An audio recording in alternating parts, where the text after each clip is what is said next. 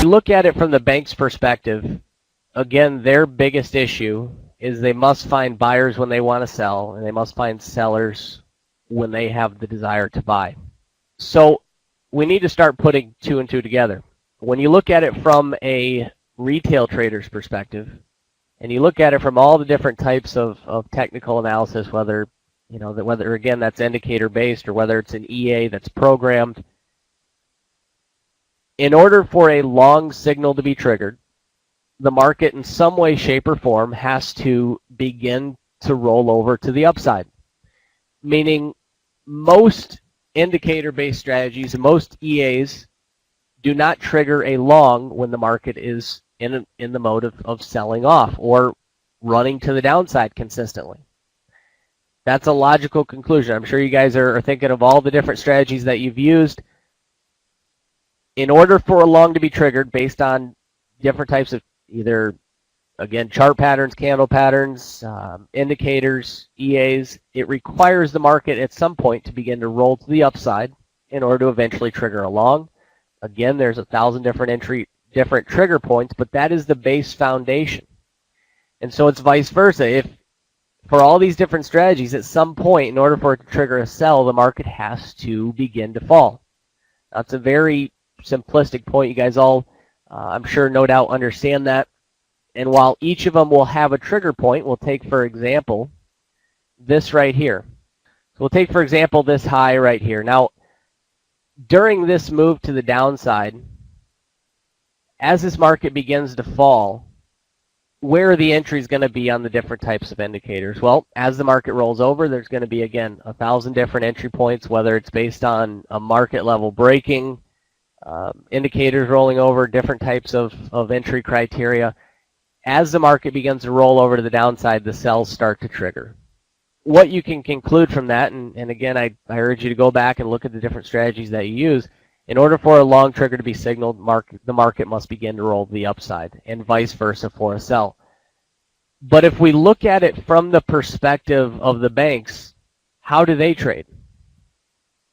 Well, we just discussed that for every buyer there's a seller, and for every seller there's a buyer. Therefore, it is literally the exact opposite to how the retail market trades. In order for the banks to sell, they sell into a rising market. In order for the banks to buy, this is a 15-minute chart of the pound, and it's on the 9th of January, by the way. In order for the market, in order for them to buy, they need to create selling pressure. So there's a reason why you see the market break out of a high or roll to the upside before the aggressive move down. There's a reason why the market will aggressively sell off and break below lows before working to the upside. It's the exact opposite from the banking perspective. Very simply, they need to induce the rest of the market to sell in order for them to buy, or induce the rest of the market to buy when they have the desire to sell. Now that's the overview thought behind how they trade, and like FX Ninja just said, it is a basic overview of supply and demand. What we should also conclude from that, and while in a seminar we can't cover, every little nuance to it, but hopefully what we'll do is we'll illustrate certain points that begin to get you to see the overall picture, and as you look at the charts on your own, you'll start to see it more and more and more. Looking at it from the perspective, from the bank's perspective, is really our intended goal. Now, as retail traders, we're never going to understand everything. We're never going to be privy to every piece of information. It's very similar to illustration that I use quite frequently, which is if you were to take a puzzle, and that puzzle, the picture in that puzzle was of a picture of somebody you were very familiar with.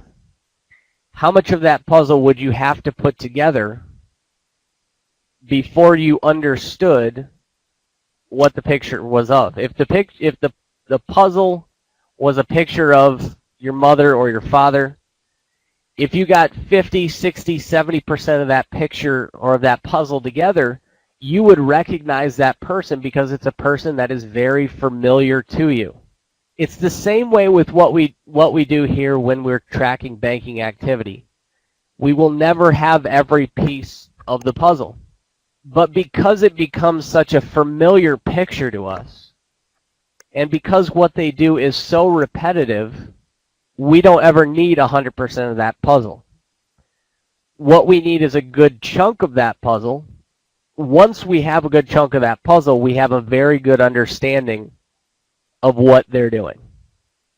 And that's the basis behind what we do, and the basic philosophy behind what it is that we do. So a lot of what we do, and this is one of the things that's very difficult for, I don't want to say very difficult because people tend to pick it up within a few weeks, maybe a little bit longer. One of the things that when we look at from the bank's perspective, a lot of what we do, and as you begin to understand more and more of what we do, one of the things that you'll realize is that most of what we do is exactly contrary to what the average retail trader is doing, or it's exactly contrary to what the indicators are often telling, or it's exactly contrary to what the price pattern or the chart pattern or whatever it may be is often telling at that point in time. Okay, so we're going to get into some different things here on. This is again a 15-minute chart of the pound, and I'm looking at the 8th and 9th of January. So if you guys are looking at your own charts, again, 15-minute chart of the pound, and it is the 8th and the 9th of January that I'm looking at right now. So if you're taking notes, what I would say is that at the outset of understanding what we do, everybody, and I'll look at it from the perspective of those that are members. One of the things I say repeatedly, and for anybody that is a member, I'm sure you can speak to this, I always tell them, you're going to be confused for the first week. And it's the same way for anybody that comes to our site for the first time. Because most of what we do is contrary to what the rest of the market is doing, which is, again, exactly where we want to be. The rest of the market is failing. So if we're doing what the rest of the market is doing, we're going to be failing too.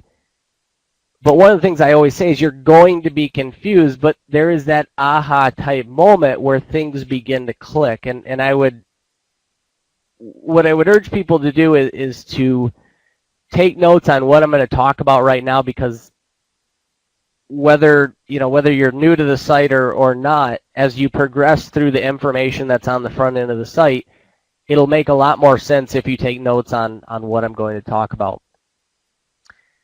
So the first thing that I want to say is that what we do on a daily basis is really very simple.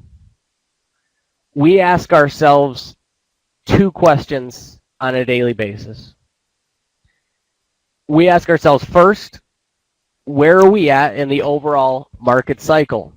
Now, when it comes to market cycle, I'm not going to go into great detail on market cycle because you just simply don't have enough time to do that. But what I'm going to do is I'm going to direct you guys to parts on the front end of the site that does cover market cycle, so you'll have more information on that. So we ask ourselves first, where are we at in the overall market cycle? And the second question that we ask ourselves are, where are the high probability points? Okay, so just as an overview, before I talk about what do I mean by high probability manipulation points, when we talk about market cycle, I'll give you guys a link to a video on the front end of the site that breaks down market cycle a lot more, and you'll start to see this. But two of the things that we talk about repeatedly is the fact that the market, they tend to cycle the market in 3 cycles to one direction or the other. Now, this is something that is not proprietary to Chad and I. This is something that has been around forever. The market, all markets, since the dawn of markets, have long before computers, have tended to cycle in 3 cycles in one direction or the other. Because we know the banks control the volume, we can conclude that they're in control of the market. Therefore, we say the banks cycle the market in 3 cycles to one direction or the other. So market cycle gives us a very good indication of the next day's direction. There's a reason why in the daily market reviews that we do, in those videos, I list the expected direction for the following day as well as the exact points where I expect them to move the market from.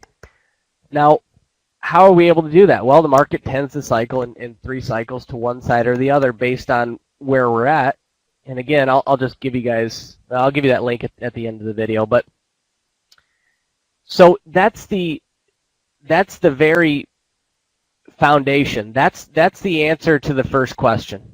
So that's the answer to the first question of where are we at in the market cycle, and that's the overall cycle. Now, the second question that we need to answer are where are the high probability points, and exactly when are we going to look to trade.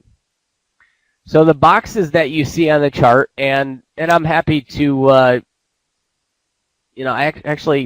think you guys, I'm not sure if this was something a member made for us. I don't know. You can find a indicator that does what this does. It's nothing proprietary to us. It's a very simple indicator. There's one called I sessions. There's one called Paramount work time. What it does is it blocks out a certain time session. The larger box that you see here is the Asian session block. Now, what you want to set your Asian block to, and this is again, if you're trying to set your charts up like ours, the Asian blocks should end at 2 a.m. The time between, and you can look at the chart, you'll see my cursor here. So the time between when, let's let it move. Okay, so the time between when this Asian block right here, when this ends, any time I mention will be in Eastern time. So the end of this block here is 2 a.m. and when the New York session starts is 8 a.m. So the gap between the large box and the skinny tall box is 2 a.m. to 8 a.m. So I'm going to type that in here. The only times that we look to take a trade are from 2 to 5 a.m. and from 8 to 11 a.m. Eastern. Write that in.